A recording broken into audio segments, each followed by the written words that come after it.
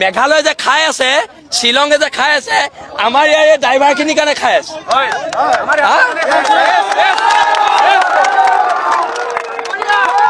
আৰু এটা কথা, অসমৰ এটা ড্ৰাইভাৰৰ গাত যদি সিহঁতি হাত লগাই, হাত ভাঙি দিয়া হ'ব, হাত ভাঙি দিয়া হ'ব। ইয়াত গুণ্ডামি কৰিবলৈ দিয়া নহ'ব। আৰু এটা কথা স্পষ্ট, কোনো ড্ৰাইভাৰৰ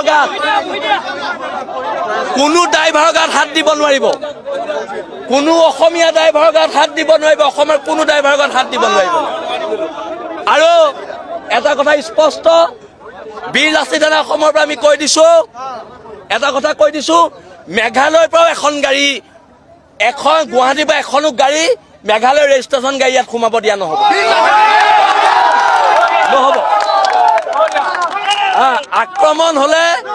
আক্ৰমণ হলে প্ৰত্যাক্ৰমণ হ'ব। সিহঁতি মাৰিব, আমি চাই থাকিম। কথা হ'ল, সিহঁতি মাৰিব, গাড়ী ভাঙিব, ক'লা কাপোৰ মাৰি মাৰি আমি চাই থাকিম। এইবিলাক কাৰবাৰ নচলিব। আমি অসমীয়া হয়, কিন্তু মাৰ খাই জীয়াই থকা অসমীয়া আমি নহয় দেই। আমি ইয়াত বহিম, দৰকাৰ ইয়াত ত্ৰিপাল কৰি দিয়া হওক, সিহঁতৰ গোটেই মানুহখিনিক এখন গাড়ীয়ে পৰা যাব লাগিব। আমাৰ চৰকাৰে কি কৰি আছে, কথাটো সেইটোহে। আমিতো ভিডিঅ'ত দেখিছো ন গাড়ীবোৰ ভঙা। আমাৰ চৰকাৰে কি কৰি আছে? সকলো নিমাত আমি বহি থাকিম ন, আহিব লাগিব। নাই, এইবাৰ পৰা নহ'ব আৰু। এইবাৰ পৰা আমি প্ৰত্যেকবাৰে আমি আৰু অসমীয়া হৈ ইমান সহনীল, সদায় সহনীলে হৈ থাকিম নি? অসমীয়া জাতি, উদাৰ জাতি কৰোঁতে সেনে অৰুণাচলে মাৰিছে, 18টাকে মানুহ গুলিয়াই মাৰিছে অৰুণাচলে। এনেকে আমি জীয়াই থাকিম নি? এনেকে জীয়াই থকাৰ কোনো প্ৰশ্নই নাই। এতিয়া প্ৰথম প্ৰত্যাক্ৰমণটো হৈ লওক, তাৰ পৰা আহ্বান কৰিম। তাত এই ড্ৰাইভাৰসকল নথকাহেঁতেন আজি শ্বিলঙৰ অৰ্থনৈতিক ব্যৱস্থা ভাঙি গ'লহেঁতেন,